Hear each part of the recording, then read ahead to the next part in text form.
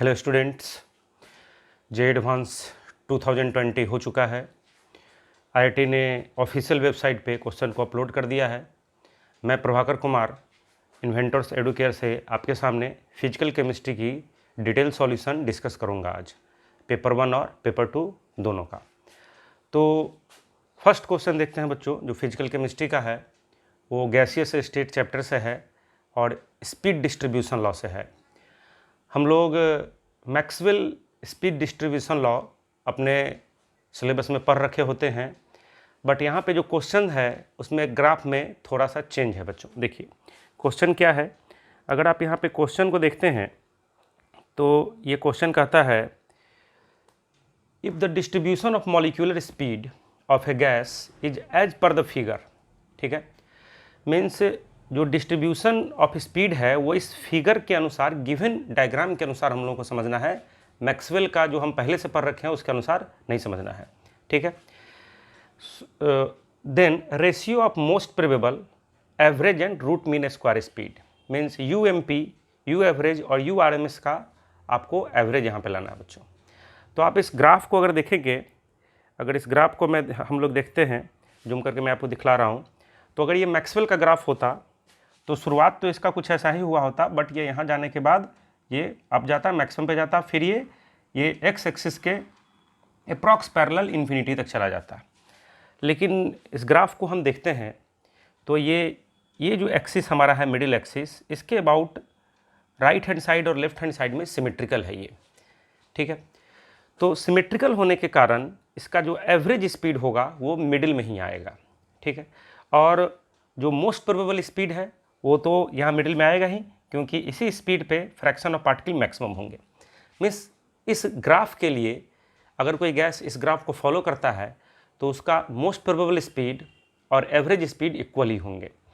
तो अब ऑप्शन अगर आप देखेंगे यहाँ पे बच्चों, तो ऑप्शन में आपका कुछ इस तरह का दिया गया है। देखिए फर्स्ट ऑप्शन में 1:1:1 है, सेकेंड ऑप्शन में 1:1:1.124 है, और ये थर्ड ऑप्शन है, फोर्थ ऑप्शन है। अगर ये मैक्सवेल स्पीड डिस्ट्रीब्यूशन के अनुसार होता तो जैसा हम लोग पहले से पढ़ रखे होते हैं, ये सी ऑप्शन हो जाता है, इंक्रीजिंग ऑर्डर में हो जाता, यूएमपी से ज़्यादा यू एवरेज से ज़्यादा यू आरएमएस। बट यहाँ पे ये मैक्सवेल की तरह का ग्राफ नहीं है, उससे थोड़ा डिफरेंट है, तो यूएमपी और यू एवरेज तो इक्वल ही होगा।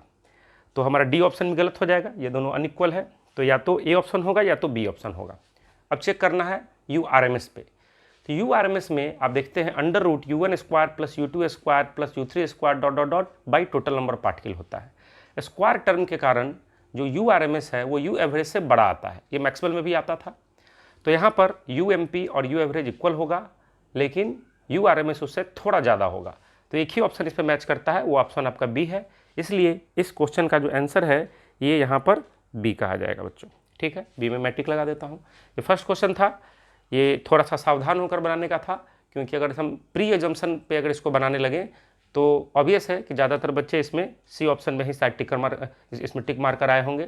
लेकिन जिन बच्चों ने ध्यान से देखा होगा क्वेश्चन को, उन्होंने बी ऑप्शन को टिक लगाया होगा। मीन्स आईआईटी आपसे चेक करना चाहता है कि कहीं आप रटे रटाए कॉन्सेप्ट पे तो नहीं है, आप न्यू सिचुएशन देख करके डिसीजन मेकिंग कर सकते हैं या नहीं, चीज़ों को एनालाइज कर सकते हैं कि नहीं, इस क्वेश्चन में आपका चेक किया गया। चलिए नेक्स्ट क्वेश्चन में चलते हैं, ये एक अच्छा क्वेश्चन था।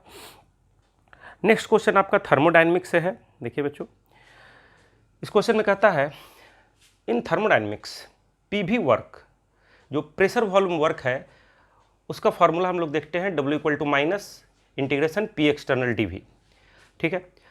तो for a system under going a particular process, कोई एक सिस्टम है जो कि खास प्रोसेस पे है, उसका वर्क डन इस तरह से दिया गया है। दोनों में अंतर क्या है देखिए, dV इक्वल है, P एक्सटर्नल की जगह ये रख दिया गया है। इसको आप जब देखते हैं इस टर्म को, ब्रैकेट वाले टर्म को, तो आपको वैन डर वाल इक्वेशन का कुछ फील आता है।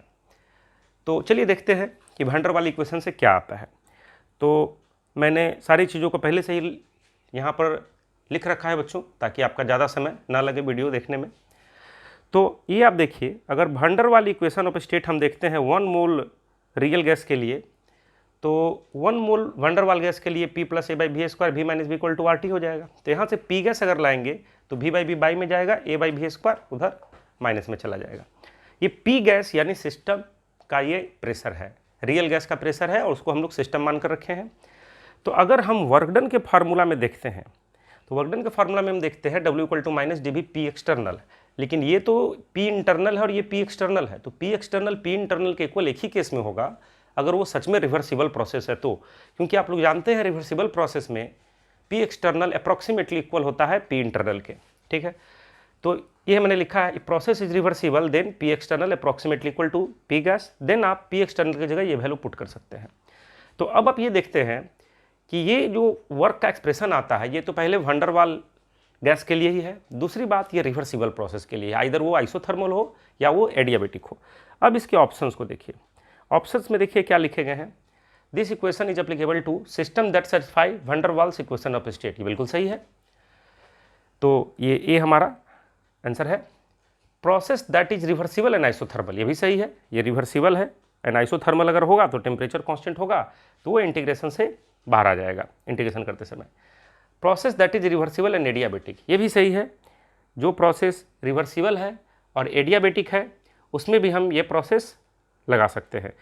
डी ऑप्शन है process that is irreversible and at constant pressure, तो इरिवर्सिबल में ये कभी भी अप्लाई नहीं होगा क्योंकि पी एक्सटर्नल पी गैस के इक्वल नहीं होगा। इरिवर्सिबल प्रोसेस में एक्सटर्नल प्रेशर और इंटरनल प्रेशर के बीच में डिफरेंस होता है एक्सपेंशन कॉन्ट्रैक्शन के दौरान खास करके, और वही प्रेशर डिफरेंस उसको एक्सपेंड या कॉन्ट्रैक्ट करता है फास्ट प्रोसेस में, जो कि उसको इरिवर्सिबल बनाता है बच्चों। चलिए, तो इसका आंसर ए बी सी है, डी इसका आंसर नहीं है। अब हम नेक्स्ट क्वेश्चन की ओर चलते हैं। नेक्स्ट क्वेश्चन देखें तो एक सॉलिड स्टेट का बहुत ही अच्छा क्वेश्चन है, आप इसको देखें। कहता है एक cubic unit cell of a compound containing cation M and anion X, ठीक है, केटायन M है आपका, एनायन X है। When compare to anion the cation has smaller ionic radius, मतलब मान लेना है कि छोटा आयनिक रेडियस वाला हमारा केटायन है और लार्जर आयनिक रेडियस वाला हमारा एनायन है। तो करेक्ट स्टेटमेंट यहाँ पे हम लोग को चूज़ करना है। आप पहले ऑप्शन देखने से पहले ज़रा ध्यान से इसे देखें, ये किस तरह का स्ट्रक्चर है। देखिए, ये अपोजिट फेस पे आपको केटायन दिख रहा होगा और ये एज सेंटर्स पे, वो भी सारे एज सेंटर पे नहीं, केवल इसी एज सेंटर पे आपको एनायन दिख रहा होगा। तो एक्चुअली में इस क्वेश्चन में आपको एक इल्यूजन क्रिएट करके भ्रम जाल में फंसाने का प्रयास किया गया है। ये यूनिट सेल को शिफ्ट करके यहाँ पे लिया गया है। ये एक्चुअली में सेजियम क्लोराइड टाइप का स्ट्रक्चर है जिसमें Cl- आयंस कॉर्नर्स पे होते हैं क्यूबिक यूनिट सेल के, और सेजियम केटायन जो होते हैं वो बॉडी सेंटर पे होते हैं। ज़रा ध्यान से आप देखें, अगर आप ऐसा एज्यूम करें कि यूनिट सेल यहाँ से ना शुरू होकर यहाँ से शुरू हो और ये थोड़ा आगे बढ़ जाए, जैसे यूनिट आप जो क्रिस्टल देखते हैं तो उसमें कई सारे यूनिट सेल हैं, तो यूनिट सेल का जो सिलेक्शन होता है वो हम थोड़ा डिफरेंट तरीके से कर सकते हैं। जैसे यूनिट सेल यहाँ है तो थोड़ा सा शिफ्ट करा के इधर से मान सकते हैं। इसने यही किया है कि यूनिट सेल को थोड़ा सा शिफ्ट करा कर मान लिया है, यानी एक्चुअली में अगर आप ये सोचें कि ये कॉर्नर है और ये यहाँ तक बढ़ जाएगा और ये यहाँ तक बढ़ करके, मतलब ये जो स्क्वायर आप यहाँ देख रहे हैं फेस, ये स्क्वायर फेस आप यहाँ मान लें, ठीक है। तो ये स्क्वायर फेस अगर आप यहाँ मान लेंगे, देखिए मैं यहाँ बनाता हूँ, ठीक है, ऐसे, ठीक है, मैं फिर से बनाता हूँ, देखिए, अब देखिए, अब देखिए,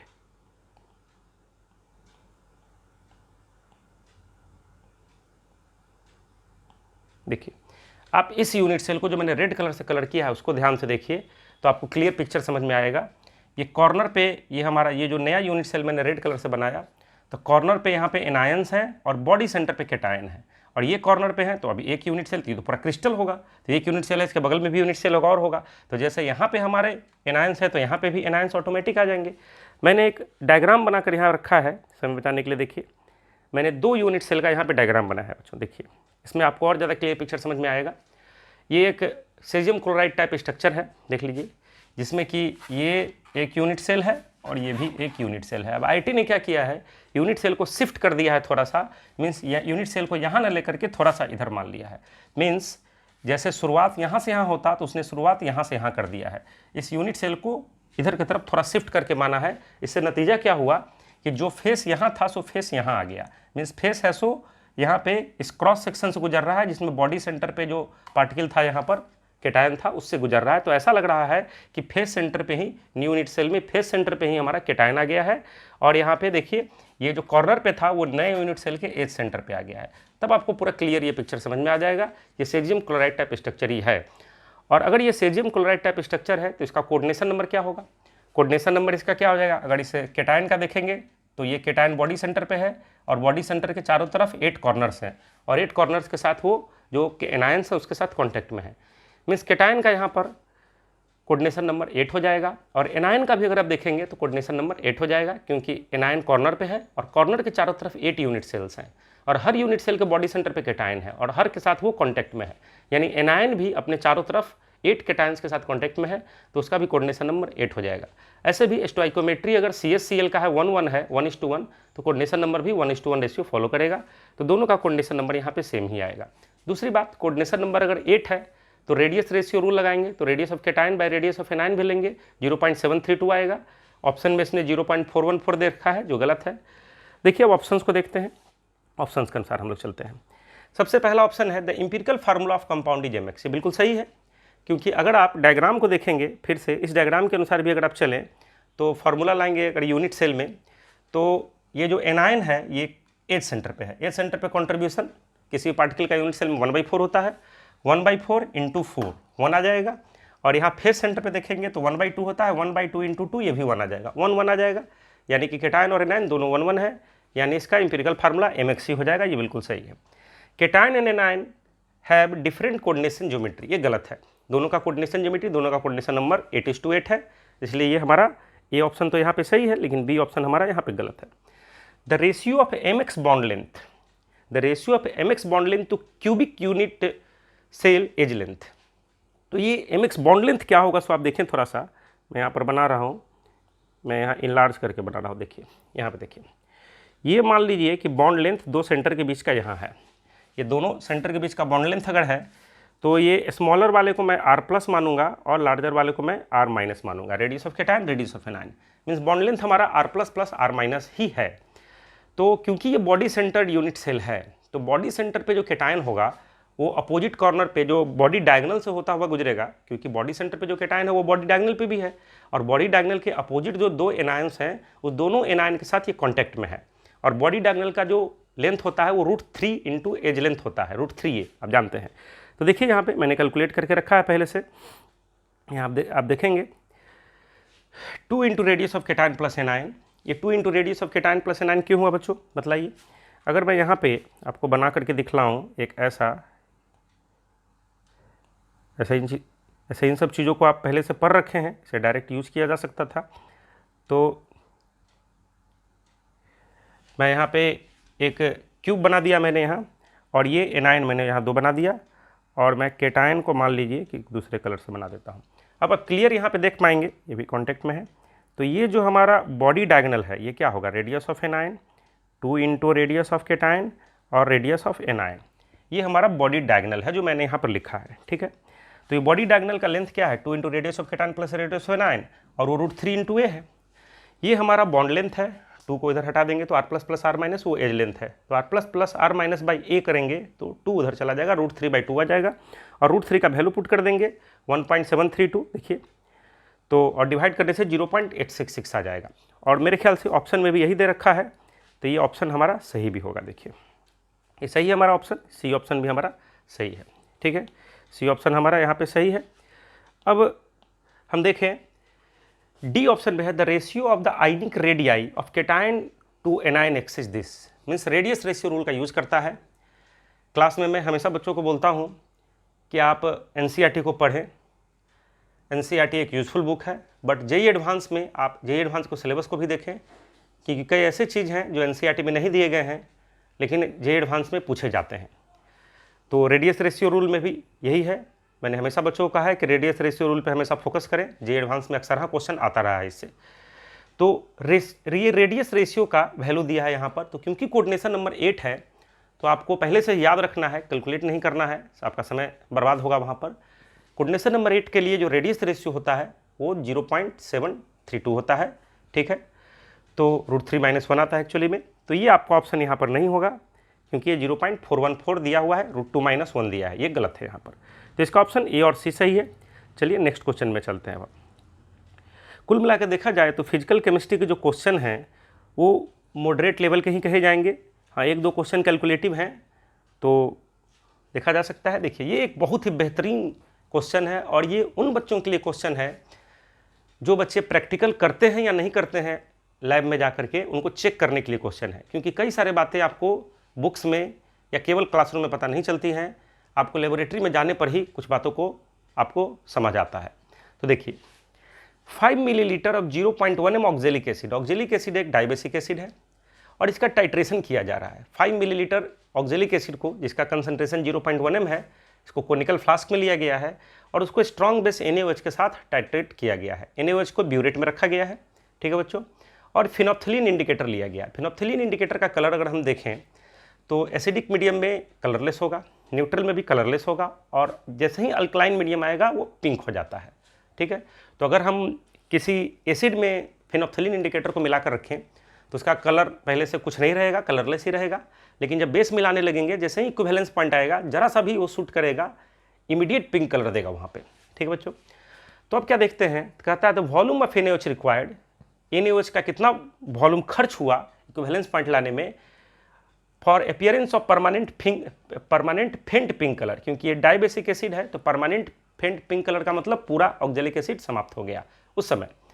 तो ये वॉल्यूम यहाँ पे 5 एक्सपेरिमेंट में दिया है। अब देखिए, जब आप लैब में जाते हैं तो किसी भी एक्सपेरिमेंट को एक बार नहीं करते हैं, क्योंकि अगर एक बार आप एक्सपेरिमेंट करेंगे तो एक्सपेरिमेंट में बहुत ज़्यादा चांसेस है कि एरर आएगा, और अगर एरर आएगा तो उस एरर को दूर कैसे किया जाए। तो उसके लिए आपको एक एक्सपेरिमेंट को कई बार रिपीट करना होता है, तब जा करके आपको समझ में आता है कि आखिर एक्चुअल वैल्यू क्या है। और खास करके टाइट्रेशन में तो ऐसा करना ही पड़ेगा। टाइट्रेशन में क्या होता है बच्चों कि आप कोनिकल फ्लास्क में जो वीक एसिड है उसको रखेंगे, ऑक्जेलिक एसिड को, और ब्यूरेट में आप NaOH को रखेंगे। तो NaOH आपको उतना ही मिलाना है जितने मिलाने से कलर चेंज हो जाए, कलरलेस टू पिंक हो जाए। लेकिन आपको पता कैसे चलेगा कलर कब चेंज हो रहा है? तो अगर आप ड्रॉप शुरू से मिलाना शुरू करेंगे तो हो सकता है आपको 10 घंटे का एक्सपेरिमेंट करना पड़े। तो फर्स्ट अटेम्प्ट जब हम एक्सपेरिमेंट में लेते हैं तो रनिंग NaOH वहाँ पर टैप ओपन कर देते हैं ब्यूरेट का, रनिंग NaOH वहाँ पर मिलाते हैं, और ध्यान रखते हैं कि जैसे ही कलर दिखा बंद कर देते हैं। लेकिन उसमें बहुत ज़्यादा चांस है कि शूट कर जाएगा, थोड़ा ज़्यादा NaOH मिल जाएगा। तो ये फर्स्ट एक्सपेरिमेंट में 12.5 मिलीलीटर NaOH मिलाने पर ऐसा हुआ है। तो एक अंदाज मिला हम लोग को फर्स्ट एक्सपेरिमेंट में कि 12.5 के आसपास ही कुछ होने वाला है। तो अगले एक्सपेरिमेंट जब करेंगे, नेक्स्ट एक्सपेरिमेंट, तो 12.5 से पहले ही, 12.5 मिलीलीटर NaOH मिलाने से पहले ही हम सावधान हो जाएंगे, और वहीं पे टैप को क्लोज करके ड्रॉप NaOH थोड़ा सा टैप को ढीला करके हम लोग मिलाएंगे। तो सेकंड एक्सपेरिमेंट में 10.5 आया, मतलब मोर एक्यूरेट वैल्यू आया। तो अब 10.5 पे अगर आ रहा है तो हम लोग को समझ में आ रहा है कि 10.5 के आसपास हमारा कुछ वैल्यू आने वाला है। तो थर्ड एक्सपेरिमेंट में और ज़्यादा सावधान हो जाएंगे और उसमें धीरे धीरे ड्रॉप मिलाएंगे, तब जा करके देखते हैं 9 मिलीलीटर कांस्टेंट वैल्यू आने लगता है। मीन्स ट्रू वैल्यू जो है NaOH रिक्वायरमेंट का वो 9 मिलीलीटर ही है। इसी पे हम लोग क्वेश्चन बनाएंगे। अब इस क्वेश्चन में कुछ रहा नहीं बच्चों, अगर ये सिंपली 9 मिलीलीटर ये टेबल ना देकर दिया रहता तो ये शायद JEE मेन लेवल का क्वेश्चन होता, ठीक है। तो ये प्रैक्टिकल कौन बच्चे कर रहे हैं, कौन बच्चे प्रैक्टिकल से भाग रहे हैं, उनको चेक करने के लिए किया गया है ये एक्सपेरिमेंट। अब देखिए, अब यहाँ पे क्या करेंगे, मिलीग्राम इक्विवेलेंट को इक्वल कर देंगे। Milligram equivalent of acid equal to milligram equivalent base, volume into molarity, molarity दिया है 0.1 ऑक्जेलिक एसिड का, एन फैक्टर ऑक्जेलिक एसिड का 2 है बच्चों, और वॉल्यूम मैंने NaOH का 9 मिलीलीटर लिया है, molarity of NaOH, N factor NaOH का 1 है। सॉल्व करेंगे 1/9 यानी 0.1111 आएगा। 2 डिजिट, अगर डेसिमल के 2 डिजिट तक लेंगे तो 0.11 इसका आंसर देंगे, ठीक है।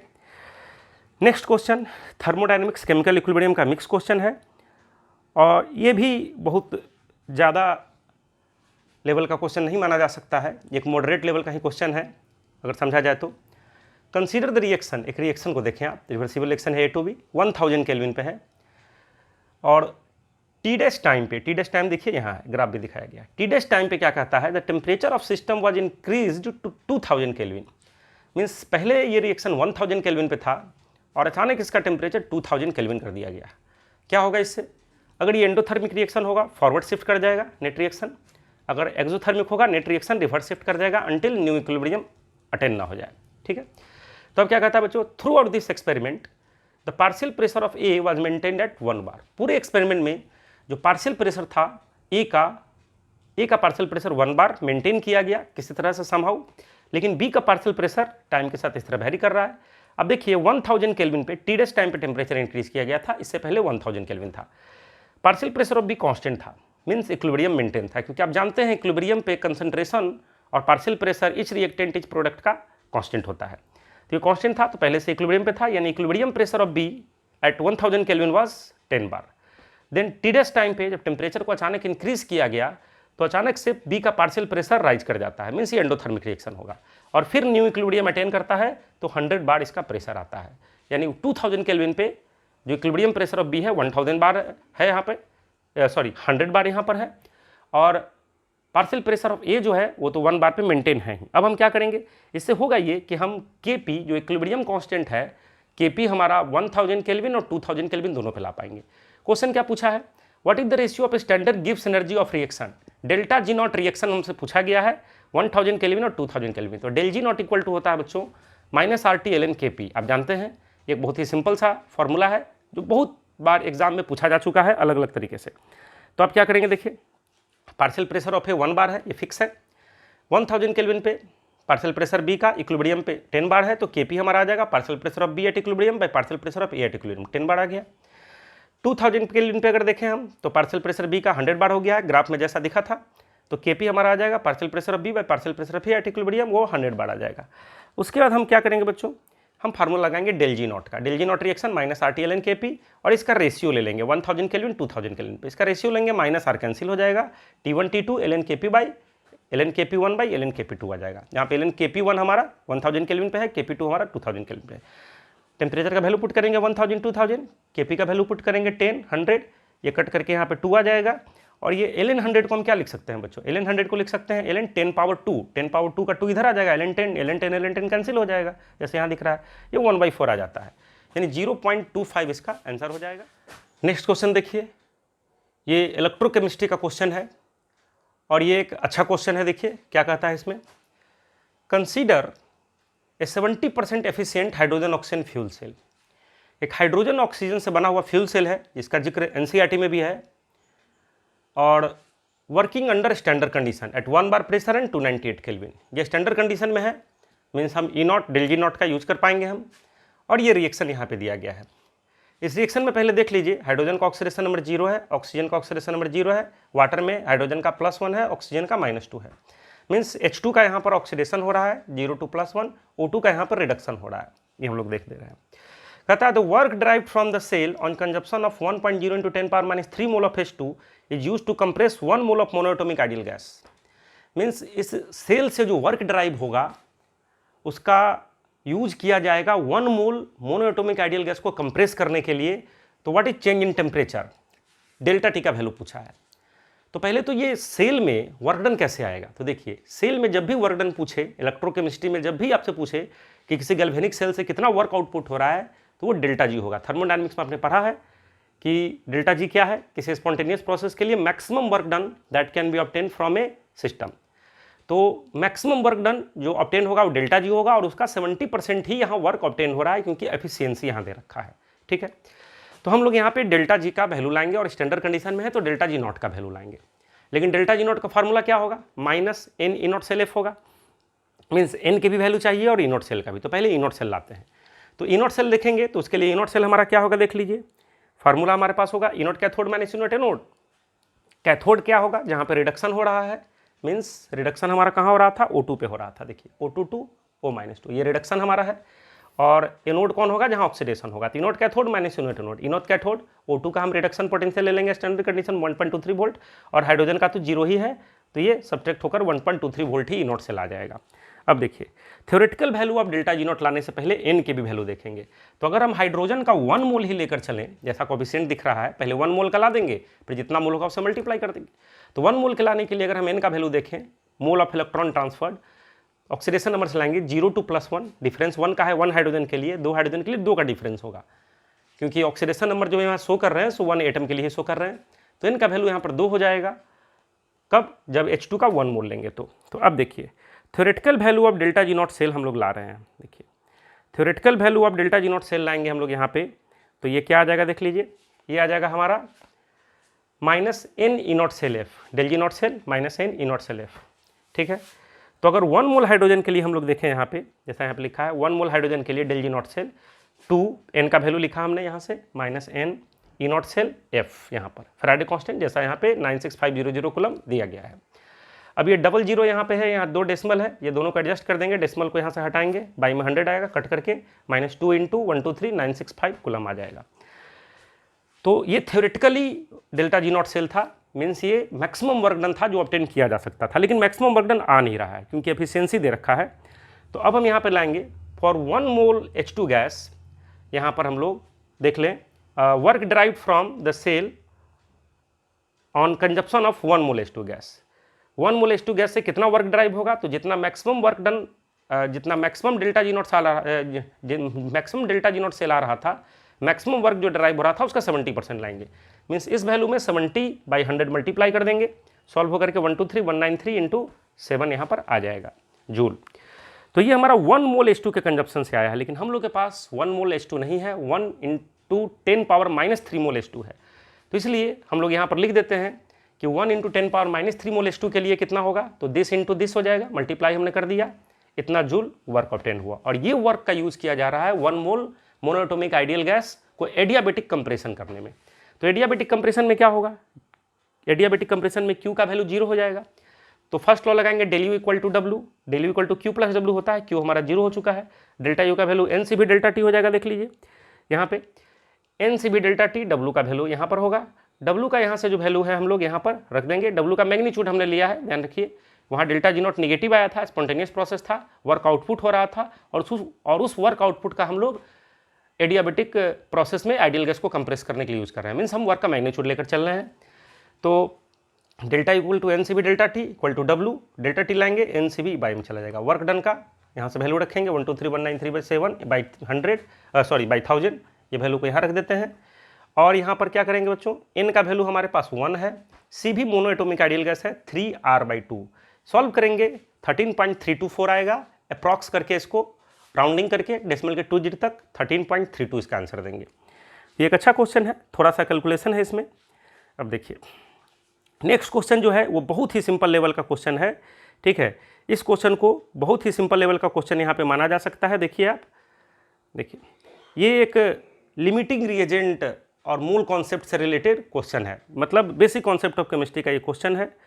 देखिए तो ये एक तरह से फ्री गिफ्ट ही है, ऐसा माना जाए। इस क्वेश्चन को एडवांस के लेवल से माने तो फ्री गिफ्ट ही मानेंगे। Aluminium react with sulphuric acid. Aluminium एक रिएक्टिव मेटल है जिसका रिएक्टिविटी हाइड्रोजन से ऊपर होता है, वो डाइल्यूट एसिड से हाइड्रोजन को डिस्प्लेस करता है, ठीक है।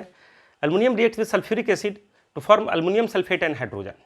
तो एल्युमिनियम सल्फ्यूरिक एसिड से रिएक्ट करके एल्युमिनियम सल्फेट और हाइड्रोजन दिया है, मैंने बैलेंस रिएक्शन लिख दिया है। What is volume of hydrogen gas in litre. Hydrogen gas का वॉल्यूम पूछा गया है लीटर में एट 300 केल्विन 180 एम्पेयर। कब, जब when 5.4 gram aluminium 5.5 gram aluminium reacts with 50 millilitre 5m sulphuric acid. और यहाँ पे मोलर मास एल्युमिनियम का दिया गया है और आर का वैल्यू भी जो दिया गया है हम यूज करेंगे। तो आप क्या करेंगे, एल्युमिनियम का पहले मास बाय मोलर मास से मोल ला देंगे, ये आपका 0.2 मोल आएगा। H2SO4 का मोलरिटी वॉल्यूम इंटू मोलरिटी कर देंगे, मिलीलीटर में मिलीमोल आ जाएगा। इसके मोल को भी हम मिलीमोल में कन्वर्ट कर लेते हैं, दोनों को मिलीमोल में हमने रखा। लिमिटिंग रिएजेंट चेक करते हैं, मिलीमोल बाय मोल का रेशियो, मिलीमोल बाय मोल का रेशियो, ये डिवाइड करेंगे 100 आएगा, इसको डिवाइड करेंगे तो ये 100 से कम आएगा, ठीक है। तो अब क्या देखेंगे यहाँ पर कि ये हमारा डिवाइड करने से 100 आता है, ये अप्रॉक्स 80 के अप्रॉक्स आएगा।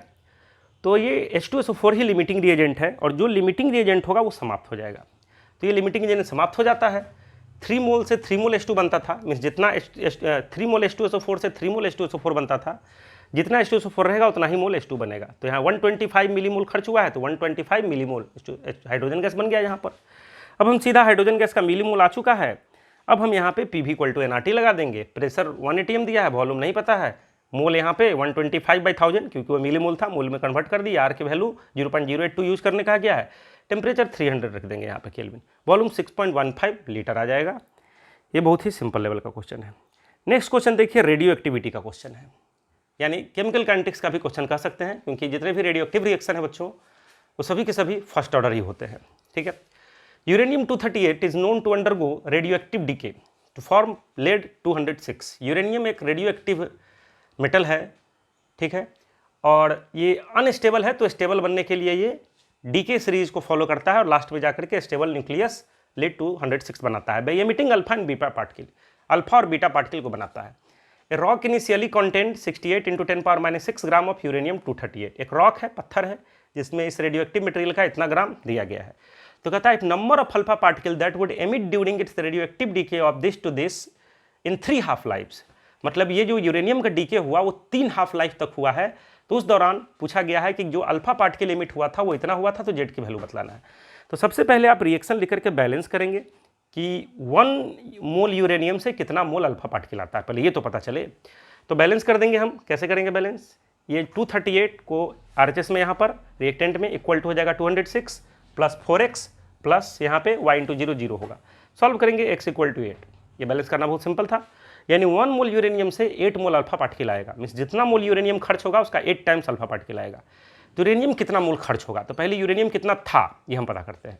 तो यूरेनियम का हमारा 68 इंटू 10⁻⁻6 ग्राम दिया है, तुरंत हम उसका मोल ला देंगे मास बाय मोलर मास से, सॉल्व हो जाएगा। ये सॉल्व करके कि ये कितना आता है, सो देखिए यहाँ पे इसे आप सॉल्व करेंगे तो ये आपका आ जाएगा 2/7 इंटू 10⁻⁻6 मोल, क्योंकि ये 34 से दोनों कैंसिल हो जाएगा, 34 इंटू 2 आ जाएगा 68, 34 इंटू 7 आ जाएगा आपका 238, इतना मोल इनिशियल आपका था। अब देखिए फर्स्ट ऑर्डर रिएक्शन है, 3 हाफ लाइफ गुजरा है, तो फ्रैक्शन लेफ्ट का एक हम फार्मूला पढ़ रखे होते हैं। तो fraction left after 3 half life होगा 1/2 का power number of half life means 1/8, 1/8 fraction uranium का बचा है, मीन्स खर्च कितना हुआ है 1 - 1/8। तो इसलिए हमने लिखा है यहाँ पर कि mole of uranium reacted, sorry यहाँ पे फ्रैक्शन रिएक्टेड कितना है 1 - 1/8 7/8 है, मीन जितना भी इनिशियल मोल था उसका 7/8 फ्रैक्शन रिएक्ट कर गया। इनिशियल मोल हम लोग को मालूम था, तो मोल ऑफ यूरेनियम रिएक्टेड क्या आ जाएगा 7/8 फ्रैक्शन ऑफ इनिशियल मोल, ये कैंसिल होकर के 1/4 इंटू 10⁻⁻6 मोल आएगा। इतना मोल यूरेनियम खर्च हो गया। अब 1 मोल यूरेनियम जब खर्च होता था, डीके होता था, तो 8 मोल अल्फा पार्टिकल आता था। तो अगर 1/4 इंटू 10⁻⁻6 मोल यूरेनियम डीके होगा तो इंटू 8 टाइम्स हमारा अल्फा पार्टिकल का मोल आ जाएगा, और अल्फा पार्टिकल का मोल आ जाएगा उसमें एवोगैड्रो नंबर मल्टीप्लाई करेंगे, नंबर ऑफ अल्फा पार्टिकल आ जाएगा। मैंने डायरेक्टली दिया नंबर ऑफ अल्फा पार्टिकल, ये मोल जो खर्च हुआ into 8 into Avogadro number, solve करिएगा 1.20 इंटू 10⁻18 आ जाएगा, यानी 1.20 आपका आंसर होगा ये। ठीक है, नेक्स्ट क्वेश्चन देखेंगे हम। नेक्स्ट क्वेश्चन एक रिडॉक्स टाइट्रेशन का बेहद सिंपल लेवल का क्वेश्चन है। In the chemical reaction between stoichiometric quantity of KMnO4 and KI in weekly basic medium, weekly basic means neutral medium माना जा सकता है, फेंटली अल्कलाइन को हम लोग न्यूट्रल मानते हैं। What is the number of moles of I2 release for 4 moles of KMnO4। अब इसमें कुछ बच्चे कंफ्यूज हो गए हैं कि अल्कलाइन मीडियम है तो I- IO3- बनना चाहिए, ये सही बात है, हम ऐसा ही पढ़ते हैं, बट जो क्वेश्चन में दिया गया है हम लोग को उसी पे रिलाई करके चलना है, क्योंकि जिस कंडीशन में क्वेश्चन को बनाया गया, जिस कंडीशन में वो रिएक्शन कराया गया होगा, उस कंडीशन में I2 ही रिलीज हुआ होगा, तो हम अपने मन से क्वेश्चन को चेंज नहीं कर सकते हैं। ठीक है, ये कॉन्स्टेंट है हमारे पे। तो कितना मोल I2 रिलीज होगा 4 मोल KMnO4 से, तो हमने यहाँ लिखा KMnO4 का KI से रिएक्शन, I- को आउट हमने I2 बनाया ऑक्सीडाइज होकर के, ये ऑक्सीडाइजिंग एजेंट I- को I2 बना देगा, क्योंकि खुद लिखा है ये I2, अगर नहीं लिखता बेसिक मीडियम लिखता तो हम IO3- बनाते। ठीक है, और हालांकि वीकली बेसिक मीडियम लिखा है तो न्यूट्रल भी मानेंगे, तो ये सही है क्वेश्चन। और न्यूट्रल मीडियम में MnO4, ये जो MnO4- है Mn+7 वो MnO2 Mn+4 बना देगा, क्योंकि एसिडिक मीडियम में KMnO4 क्या बनाता है +2 बनाता है, न्यूट्रल मीडियम में +4 और अल्कलाइन मीडियम में +6 बना देता है, जैसा आप जानते हैं।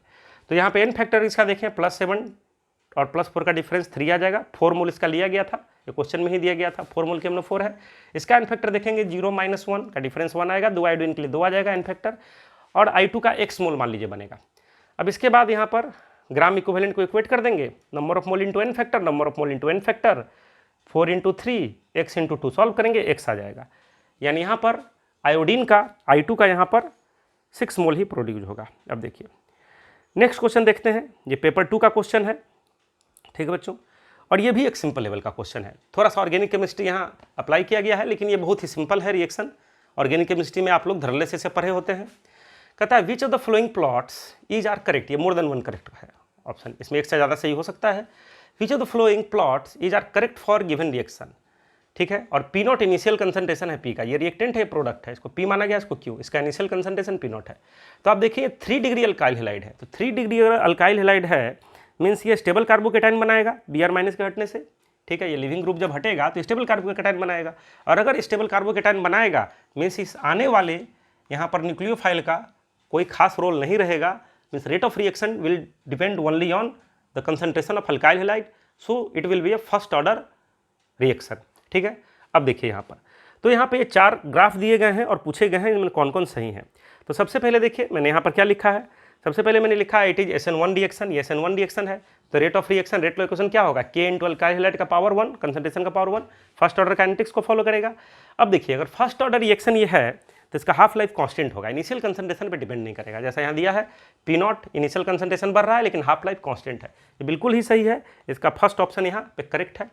लेकिन सेकंड ऑप्शन में देखिए इनिशियल रेट जो है, इनिशियल रेट वो कांस्टेंट है, इनिशियल कंसंट्रेशन से इंडिपेंडेंट है, ये बिल्कुल गलत है। ये आप इनिशियल रेट मेथड में पढ़ते हैं अगर फर्स्ट ऑर्डर का रिएक्शन है, क्योंकि फर्स्ट ऑर्डर का होने का मतलब रेट प्रोपोर्शनल टू कंसंट्रेशन का पावर 1, मीन्स कंसंट्रेशन जितने टाइम्स होगा उतने टाइम्स रेट भी होगा। इनिशियल कंसंट्रेशन 4 टाइम्स करेंगे, इनिशियल रेट भी 4 टाइम्स होगा, लेकिन यहाँ रेट कांस्टेंट दे रहा है, ये बिल्कुल ही गलत ग्राफ है। ठीक है, अब देखिए यहाँ पे प्रोडक्ट जो Q है उसका concentration by initial concentration of P0 का ग्राफ इस तरह दिया है। ये तो ऐसे भी देखकर गलत लग रहा है, क्योंकि अगर ये ग्राफ सही होने लगा तो ये ऐसे बढ़ रहा है, कुछ देर बाद टाइम कांस्टेंट रहेगा और ये बढ़ते बढ़ते इन्फिनिटी पे ऐसे जाएगा। एक्चुअली में ग्राफ ऐसा फॉलो होता है, कुछ देर बाद जाकर प्रोडक्ट बढ़ता है ऐसे एक्सपोनेंशियली और बढ़ करके फिर अप्रॉक्स कांस्टेंट होता है।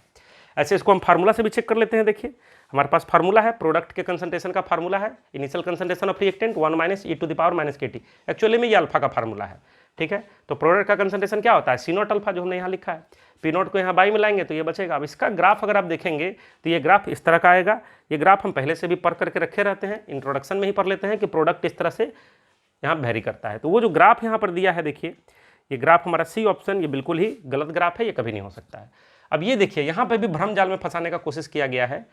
फर्स्ट ऑर्डर का फार्मूला जब पढ़ते हैं तो KT = ln C0/CT, लेकिन यहाँ पे क्या करता है, यहाँ पे CT/C0 दे दिया है, रिवर्स कर दिया है।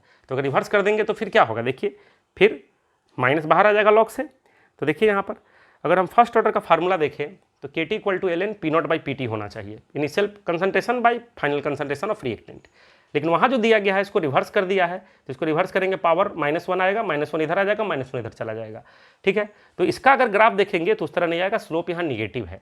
तो यहाँ पर जो ग्राफ दिखलाता है उसमें पॉजिटिव स्लोप के साथ दिखला रहा है, जो कि यहाँ पे गलत है। अगर हमारा एक्चुअल ग्राफ इसका देखना रहता तो ये ग्राफ हमारा ऐसे निगेटिव स्लोप के साथ आ जाता, इधर की तरफ चला जाता, क्योंकि -kT है। मीन्स इसका एक ही आंसर सही है और वो आंसर हमारा ए है। ये मोर देन 1 करेक्ट है, लेकिन आंसर इज ओनली ए। ठीक है, नेक्स्ट क्वेश्चन देखिए, ये भी एक बहुत अच्छा क्वेश्चन है। इस तरह क्वेश्चन क्लास में हम लोग बहुत ज़्यादा करवाते हैं। ठीक है, ये एक टाइट्रेशन ग्राफ का क्वेश्चन है और ये क्वेश्चन है यहाँ पर देखिए, ए सॉल्यूशन ऑफ वीक बेस, एक वीक बेस का सॉल्यूशन है 0.1 m, बी फॉर बेस यहाँ पे मान लिया गया है, और इसको स्ट्रॉन्ग एसिड HA के साथ टाइट्रेट किया गया है और इसका 0.1 मोल पर लीटर है स्ट्रॉन्ग एसिड का। दोनों का कंसंट्रेशन 0.1 है। स्ट्रॉन्ग एसिड को ड्रॉप वाइज ब्यूरेट से हम वीक बेस में मिला रहे होंगे। Variation of pH of the solution with volume HA added is shown below. तो यहाँ पे pH है, यहाँ पे वेरिएशन, यहाँ पे वॉल्यूम ऑफ HA दिया गया है। तो आप यहाँ पर देखिए pKb का वैल्यू पूछा है और रिएक्शन दिया गया है। तो पहले आप देखिए ध्यान से 6 मिलीलीटर पे इक्विवेलेंस पॉइंट आया है, जहाँ वर्टिकली देखिए एसिड मिलाने से pH डाउन हुआ है और pH डाउन होकर के फिर अचानक से स्टिप डिक्रीज होकर के फिर ऐसे हो गया है। तो यहाँ पे क्लियर दिख रहा है कि 6 मिलीलीटर ही इक्विवेलेंस पॉइंट है जिस पे स्टिप डिक्रीज हुआ है। तो अगर 6 मिलीलीटर इक्विवेलेंस पॉइंट है तो हाफ इक्विवेलेंस पॉइंट कब आया होगा, 3 मिलीलीटर पे आया होगा, यहाँ पे आया होगा। ये 1 2 3 4 5 6 दिया गया है और 3 मिलीलीटर पे मैंने पहले से मार्क कर दिया है। देखिए pH का वैल्यू 10 के बाद 11 आ रहा है, फिर 12 में, तो 11 है। तो आपको ये चीज़ें क्लास में पहले ही समझा दी जाती हैं कि अगर वीक एसिड या वीक बेस का टाइट्रेशन स्ट्रॉन्ग एसिड या स्ट्रॉन्ग बेस के साथ हो रहा हो तो हाफ इक्विवेलेंस पॉइंट पे अगर एसिडिक बफर बनता है तो pH = pK हो जाता है, और अगर बेसिक बफर बनता है तो POH = pK भी हो जाता है, क्योंकि बेसिक बफर में POH का फार्मूला हमारे पास है। ठीक है, ऐसा क्यों होता है, क्योंकि हाफ इक्विवेलेंस पॉइंट पे जितना भी एसिड का अमाउंट है वो हाफ खर्च होगा, हाफ बचा रहेगा, और उतना ही हाफ, जैसे कि अगर मान लीजिए 1 मोल एसिड है वीक एसिड तो हाफ मोल एसिड बचेगा, हाफ मोल उसका कंजुगेट बेस बनेगा, इक्वल रेशियो में आ जाता है। तो log base 10 conjugate base by acid, conjugate acid by base में कैंसिल होकर के log 1 0 हो जाता है। तो यहाँ पर देख लीजिए, यानी यहाँ पर POH का फार्मूला अगर हम देखेंगे तो POH = pK भी हो जाएगा, और वो POH कैसे आएगा, pH में से 14 - pH करके आ जाएगा। देखिए तो हाफ इक्विवेलेंस पॉइंट पे हम पहले से जानते हैं, यहाँ पर POH = pK भी हो जाएगा, POH 14 - pH हो जाएगा, 25 डिग्री सेल्सियस पर मानकर चल रहे हैं। तो 14 - pH का वैल्यू 11 हमने देखा था ग्राफ से, pKb का वैल्यू 3 आ गया यहाँ पर। आप यहाँ पे रिएक्शन भी लिख करके देख सकते हैं। अगर मान लीजिए कि बेस का इनिशियल मोल A0 था, हाफ इक्विवेलेंस पॉइंट पे इसका हाफ खर्च होगा, मीन्स हाफ एसिड मिलाए हैं, ये समाप्त हो जाएगा, और हाफ ये समाप्त हुआ तो हाफ इसको भी समाप्त करके हाफ बचेगा इसका, और ये जितना समाप्त होगा उतना ही यहाँ पे कंजुगेट एसिड बन जाएगा, दोनों इक्वल है। तो अगर बफर में POH का फार्मूला लगाएंगे, POH = pKb + log base 10 conjugate acid by base, और दिस बाई दिस यहाँ पर कट करके 1 आ जाएगा, log 1 0 हो जाएगा, ठीक है। इसलिए POH इक्वल टू PKB मैंने डायरेक्ट लिखा। तो ये भी एक सिंपल लेवल का ही क्वेश्चन है। नेक्स्ट क्वेश्चन देखिए, लिक्विड सॉल्यूशन का है। ये भी बेहद ईजी लेवल का क्वेश्चन है, शायद इसे NCERT लेवल का क्वेश्चन बोलें तो कोई गलत नहीं होगा। JEE मेन में इस तरह का क्वेश्चन कई बार आया है, इसमें कोई भी एक्स्ट्रा आपको कॉन्सेप्ट लगाने की जरूरत नहीं है, सिंपली आप राउंड लो को लगाएंगे, आपका आंसर आएगा। Liquid C and B form ideal solution for all composition of A and B। ए और बी दो लिक्विड है जो मिलने पर आइडियल सॉल्यूशन बनाता है over entire range of concentration, ठीक है। टू सच सॉल्यूशन, दो सॉल्यूशन लिया गया है जिसमें ए की मोल फ्रैक्शन 0.25 और 0.5 है। मतलब फर्स्ट सॉल्यूशन में ए का मोल फ्रैक्शन 0.25 है, सेकंड सॉल्यूशन में ए का मोल फ्रैक्शन 0.5 है, और टोटल प्रेशर दिया गया है, टोटल वेपर प्रेशर दोनों सॉल्यूशन का 0.3 0.4 bar respectively. Vapour pressure pure liquid B का P0 भी पूछा गया है। सिंपली राउट लॉ लगाएंगे हम लोग बोलेंगे फर्स्ट सॉल्यूशन में XA का वैल्यू दिया गया है तो XB का वैल्यू 1 माइनस करके आ जाएगा। P टोटल का value P0 XA plus P0 B XB करेंगे। P टोटल का वैल्यू रख देंगे फर्स्ट सॉल्यूशन का, P0 XA का वैल्यू रख देंगे यहाँ से, P0 B XB का वैल्यू रख देंगे। उसी तरह सेकंड सॉल्यूशन में देखेंगे तो टोटल प्रेशर 0.4 बार था वहाँ पर दिया हुआ, P0 XA का वैल्यू 0.5 दिया था तो XB का वैल्यू भी 0.5 हो जाएगा, P0 B दोनों को सॉल्व कर लेंगे, P0 B 0.2 बार आ जाएगा। ये बिल्कुल ही ईजी लेवल का क्वेश्चन था। अब देखिए ये एक क्वेश्चन है जिसमें आपको थोड़ा ध्यान देना होगा, थोड़ा फिजिक्स जैसा लुक दे रहा है ये क्वेश्चन, हालांकि एटॉमिक स्ट्रक्चर का ही है, लेकिन ऐसा क्वेश्चन एटॉमिक स्ट्रक्चर में केमिस्ट्री में कम ही देखने को मिला है। हालांकि ये ग्राफ हम लोग केमिकल बॉन्ड में पढ़े रहते हैं, गैसियस स्टेट में, रियल गैस में हम लोग पढ़ा देते हैं, फिर भी ये थोड़ा सा उसमें न्यूमेरिकल टाइप का इसमें अप्रोच लगा रहा है। कहता है the figure Son below is the plot of potential energy versus inter nuclear distance D. Graph हम लोग पहले भी पढ़े रहते हैं कि यहाँ पे वाई एक्सिस पे पोटेंशियल एनर्जी है और एक्स एक्सिस पे इंटर न्यूक्लियर डिस्टेंस है दो हाइड्रोजन एटम के बीच का। में दो हाइड्रोजन एटम जो इन्फाइनाइट डिस्टेंस पे था, जब वो अप्रोच करता है तो कैसे पोटेंशियल एनर्जी वेरी करता है, और वो जो अप्रोच करेगा तो उसका डी डिस्टेंस जो इंटर न्यूक्लियर डिस्टेंस है उसका, वो इंटर न्यूक्लियर डिस्टेंस उसका क्या होगा, डिक्रीज होता जाएगा। और डिक्रीज होते होते जब दोनों का जब सरफेस जब टच करेगा तो उसके बाद ओवरलैपिंग होता है, फिर बॉन्ड बनता है, फिर बॉन्ड बन के आप जानते हैं यहाँ पे बॉन्ड फॉर्मेशन होता है, तो ये बॉन्ड लेंथ हो जाता है यहाँ पे, और ये बॉन्ड एनर्जी का मैग्नीट्यूड हो जाता है। इसे हम लोग पहले से पढ़ रखे हैं। खैर, तो यहाँ पे पूछता क्या है, यहाँ पे पूछता है what is the value of net potential energy. देखिए पोटेंशियल एनर्जी एक रेफरेंस में आता है, जैसे इलेक्ट्रोस्टैटिक्स में फिजिक्स में आप पढ़ते हैं, इन्फिनिटी पर का पोटेंशियल एनर्जी आप 0 मान लेते हैं तो किसी दूसरे पॉइंट का किसी चार्ज बॉडी के कारण पोटेंशियल एनर्जी पता करते हैं, ठीक है। ग्रेविटेशनल पोटेंशियल में भी ऐसा ही हम लोग करते हैं, किसी एक जगह के पोटेंशियल एनर्जी को 0 मान करके उसके रिस्पेक्ट में दूसरा लाते हैं। लेकिन यहाँ नेट पोटेंशियल एनर्जी पूछा जा रहा है, और क्या कहा जा रहा है, देखिए ये E0 नेट पोटेंशियल एनर्जी पूछा है, ये वैल्यू कब का है, जब D इक्वल टू D0 है, ठीक है। और क्या कर रहा है, जब D इक्वल टू D0 आएगा, देखिए तो पोटेंशियल एनर्जी कांस्टेंट यहाँ हो रहा है, मतलब लगभग ये इन्फिनिटी पे टेंड कर रहा है। सो देख लीजिए, उसके बाद क्या कहता है, किलो जूल पर मोल में लाना है D इक्वल टू D0 पे, at which electron repulsion and nucleus repulsion energy are absent. Means एक हाइड्रोजन एटम यहाँ है, दूसरा हाइड्रोजन एटम इन्फिनिटी पे है, इसके इलेक्ट्रॉन और उसके इलेक्ट्रॉन में कोई रिपल्सन नहीं है, इसके न्यूक्लियस और उसके न्यूक्लियस में कोई इंटरेक्शन नहीं है। मीन जो पोटेंशियल एनर्जी होगा एक हाइड्रोजन एटम का होगा इलेक्ट्रॉन और न्यूक्लियस के कारण, और उसका भी इलेक्ट्रॉन और न्यूक्लियस के कारण होगा। मीन्स एक हाइड्रोजन एटम का दूसरे हाइड्रोजन एटम के कारण कोई पोटेंशियल एनर्जी नहीं होगा। डिस्टेंस इन्फिनिटी है, ऐसे भी इलेक्ट्रोस्टैटिक्स में हम पढ़ रखे होते हैं, दो चार्ज पार्टिकल अगर इन्फाइनाइट डिस्टेंस पे हो पोटेंशियल एनर्जी उसका 0 होता है। देखिए एवोगैड्रो नंबर इतना हम लोग को यूज करना है, तो हम क्या करेंगे, हम यहाँ कहेंगे कि एक हाइड्रोजन एटम का पोटेंशियल एनर्जी हम पहले लाते हैं। तो एक हाइड्रोजन एटम का पोटेंशियल एनर्जी क्या होगा, और वो ग्राउंड स्टेट में हाइड्रोजन एटम था, क्वेश्चन में लिखा है। तो एक हाइड्रोजन एटम में ग्राउंड स्टेट में जो इलेक्ट्रॉन का एनर्जी होगा उसका डबल ही उसका पोटेंशियल एनर्जी होगा। इलेक्ट्रॉन का एनर्जी निगेटिव होता है, पोटेंशियल एनर्जी भी निगेटिव होता है, ऐसा आप जानते हैं, निल्स बोर के थ्योरी में हमने प्रूव करके रखा है। Potential energy of hydrogen atom हम क्या करेंगे, मैंने देखिए NCERT का डाटा उठाया, मैंने यहाँ कूलम्ब्स लॉ नहीं लगाया है, बहुत ज़्यादा कैलकुलेटिव होगा, क्योंकि एक हाइड्रोजन एटम का अगर टोटल एनर्जी मालूम है तो पोटेंशियल एनर्जी सिंपली 2 टाइम्स करने से आ जाएगा, हम लोगों को कूलम्ब्स लॉ लगाने की जरूरत नहीं है, ठीक है, हमारा समय अननेसेसरी बर्बाद होगा। 2.18 minus 2.18 into 10⁻⁻18 joule energy of electron होता है किसी हाइड्रोजन एटम में in ground state. Potential energy के लिए मैंने 2 टाइम्स से यहाँ मल्टीप्लाई किया, तो 2 हाइड्रोजन एटम के लिए, क्योंकि वहाँ 2 हाइड्रोजन एटम के बीच का डिस्टेंस है, 2 हाइड्रोजन एटम के लिए इसका 2 टाइम्स हो जाएगा यहाँ पर एनर्जी। देखिए मैंने 2 से इसको मल्टीप्लाई कर दिया है, ठीक है।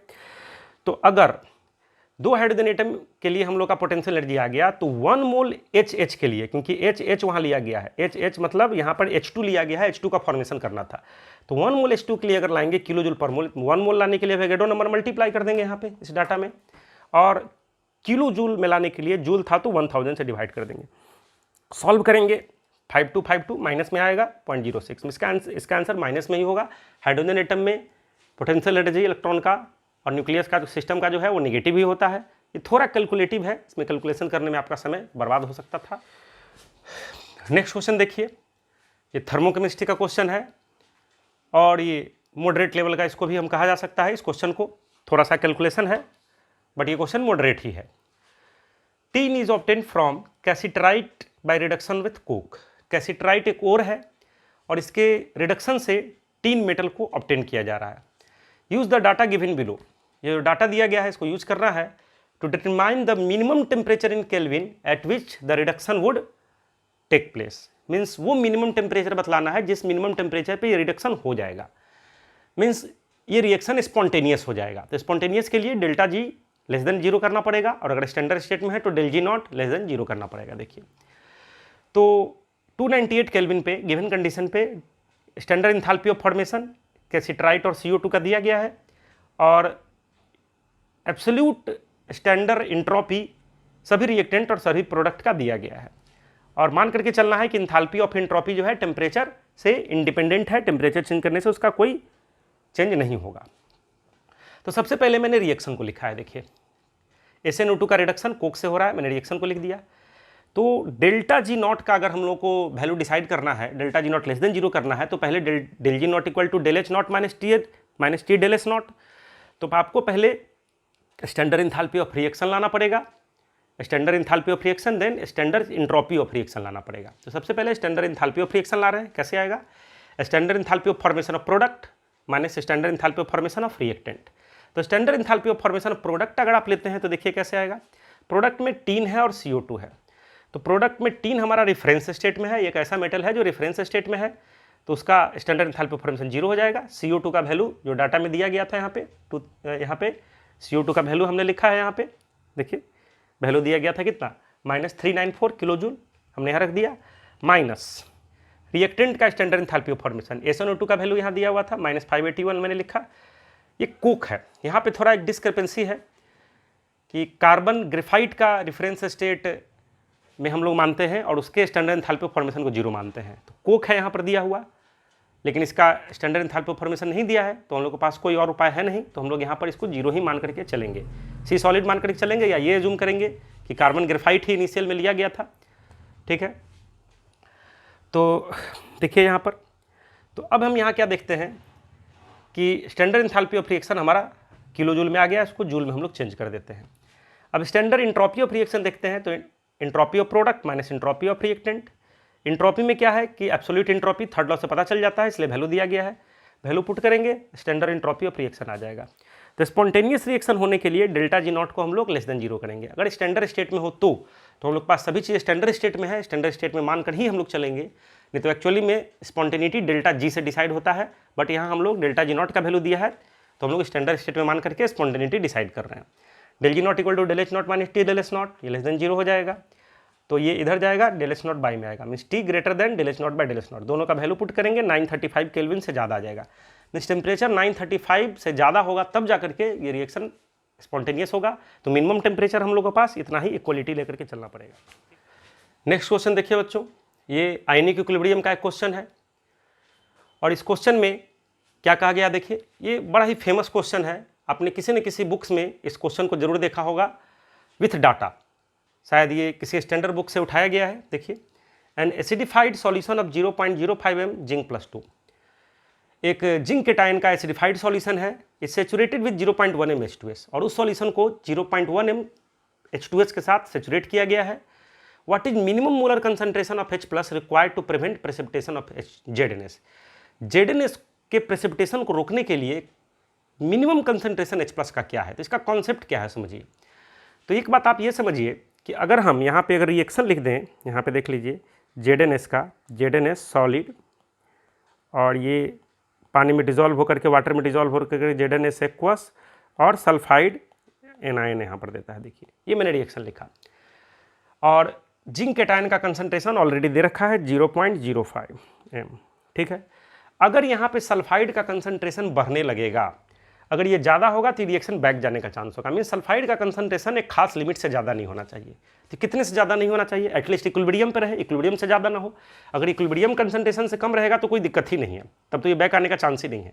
इक्विलिब्रियम के इक्वल भी हो जाएगा तब भी है सो ये स्थिर ही रहेगा, फॉरवर्ड रिवर्स रिएक्शन वो इक्वल रेट से करता रहेगा, नेट रिएक्शन वहाँ पर जीरो ही मानकर चलेंगे। लेकिन अगर इक्विलिब्रियम कंसंट्रेशन से ज़्यादा सल्फाइड आ गया, क्योंकि ये फिक्स है, इसका कंसंट्रेशन अगर इक्विलिब्रियम कंसंट्रेशन से ज़्यादा हो गया तो रिएक्शन तुरंत बैक शिफ्ट हो जाएगा, यानी ZnS का पीपीटी बन जाएगा। लेकिन सल्फाइड पे हम लोग को रोक लगाना है कि वो एक इक्विलिब्रियम कंसंट्रेशन पे जो उसका वैल्यू आएगा उससे ज़्यादा ना हो। तो पहले हम सल्फाइड का इक्विलिब्रियम कंसंट्रेशन लाएंगे KSP वैल्यू से। हम KSP का वैल्यू लिखते हैं Zn+2 सल्फाइड माइनस का कंसंट्रेशन। KSP का वैल्यू यहाँ पुट कर देंगे, दिया गया है। Zn+2 का कंसंट्रेशन ऑलरेडी दे रखा था 0.05 सल्फाइड का कंसंट्रेशन यहाँ से कैलकुलेट कर लेंगे इसको बाई में ला करके। तो सल्फाइड आयन का कंसंट्रेशन हम क्या देखते हैं, देखिए यहाँ पे आ जाता है 25 × 10⁻⁻25। मीन्स सल्फाइड का कंसंट्रेशन इतने से ज़्यादा नहीं होना चाहिए। तो ये सल्फाइड आता कहाँ से है? उसमें H2S मिलाया हुआ है, H2S से ही सल्फाइड आएगा। तो अगर H2S का हम डिसोसिएशन यहाँ पे देखें, देखिए तो क्या होता है, देखिए H2S के डिसोसिएशन से H+ और सल्फाइड आता है। तो ये सल्फाइड यहाँ पर एक मैक्सिमम से ज़्यादा नहीं होना चाहिए, मतलब इस मैक्सिमम लिमिट से ज़्यादा नहीं होना चाहिए। तो ये ज़्यादा कब होगा? जब ये रिएक्शन बहुत ज़्यादा फॉरवर्ड चला जाएगा। और ये रिएक्शन फॉरवर्ड बहुत ज़्यादा कब जाएगा? जब H+ कम हो जाएगा। ली-चिटल प्रिंसिपल से देखिएगा, ये डाउन अगर जाएगा तो ये फॉरवर्ड जाएगा। तो यानी ये H+ का कंसंट्रेशन एक खास लिमिट से कम नहीं होना चाहिए। तो कितने से कम नहीं होना चाहिए? चलिए कम से कम इक्विलिब्रियम कंसंट्रेशन के इक्वल है, उससे कम ना हो, क्योंकि अगर ये नेट रिएक्शन फॉरवर्ड जाना है तो इक्विलिब्रियम से कम कंसंट्रेशन इसका रखना पड़ेगा। जैसे वहाँ पे सल्फाइड का इक्विलिब्रियम कंसंट्रेशन से ज़्यादा होने पे बैक आ रहा था, तो यहाँ पे अगर H+ का इक्विलिब्रियम कंसंट्रेशन से कम हो गया तो ये फॉरवर्ड चला जाएगा। तो हम H+ का इक्विलिब्रियम कंसंट्रेशन यहाँ पे पता करेंगे। कैसे? K1 K2 से पता करेंगे H+ का कंसंट्रेशन का स्क्वायर। सल्फाइड का ये कंसंट्रेशन यहाँ पे रख देंगे हम, जो यहाँ पर उस इक्विलिब्रियम में आया था कि उससे ज़्यादा नहीं यहाँ पे होना चाहिए, कम से कम उतना तो होना चाहिए। देख लीजिए यहाँ पर रख देंगे तो K1 K2 का वैल्यू रखेंगे, H+ का कंसंट्रेशन का स्क्वायर, सल्फाइड का कंसंट्रेशन, H2S का कंसंट्रेशन। यहाँ से K1 K2 का वैल्यू रखने के बाद H+ का कंसंट्रेशन हम लोग कैलकुलेट करेंगे और वो हमारा H+ का कंसंट्रेशन 1/5 यानी 0.2 m आ जाएगा। मीन्स H+ का कंसंट्रेशन 0.2 m से कम नहीं होना चाहिए, यानी ये मिनिमम कंसंट्रेशन है, इससे कम नहीं होना चाहिए। मिनिमम का मतलब न्यूनतम, इससे कम नहीं, इतना या उतना से ऊपर ही रहना चाहिए। बात समझ गए? तो तब जाकर के आपका जिंक सल्फाइड का प्रेसिपिटेशन प्रिवेंट हो पाएगा, क्योंकि H+ का कंसंट्रेशन अगर इस वैल्यू से कम रहा तो अगर वैल्यू कम हो गया तो फॉरवर्ड जाएगा, सल्फाइड बढ़ के प्रेसिपिटेशन करा देगा। और अगर इतना या उतना से ज़्यादा रहा तो ये नेट रिएक्शन फॉरवर्ड नहीं जाएगा, क्योंकि वो इक्विलिब्रियम कंसंट्रेशन हमने कैलकुलेट किया है। तो ये जे एडवांस 2020 के फिजिकल केमिस्ट्री के क्वेश्चंस के सॉल्यूशन थे, पेपर 1 और पेपर 2 के। आई होप आप लोगों को ये समझ आया होगा और आपने एंजॉय किया होगा इस सेशन को। और फिजिकल केमिस्ट्री के क्वेश्चंस थे वो या तो इजी थे या मॉडरेट थे। 1-2 क्वेश्चन कैलकुलेटिव थे, जिसके कारण आप थोड़ा सा उसे टफनेस के लेवल में मान सकते हैं, क्योंकि अगर कैलकुलेशन बहुत लेंदी आता है तो उसको भी थोड़ा टफनेस में माना जा सकता है। बट कॉन्सेप्चुअली कोई भी क्वेश्चन वैसा हार्ड लेवल का नहीं है। उम्मीद है आपका जे एडवांस का एग्ज़ाम बहुत अच्छा गया होगा और आपका रिजल्ट भी बहुत अच्छा आएगा। All the best for your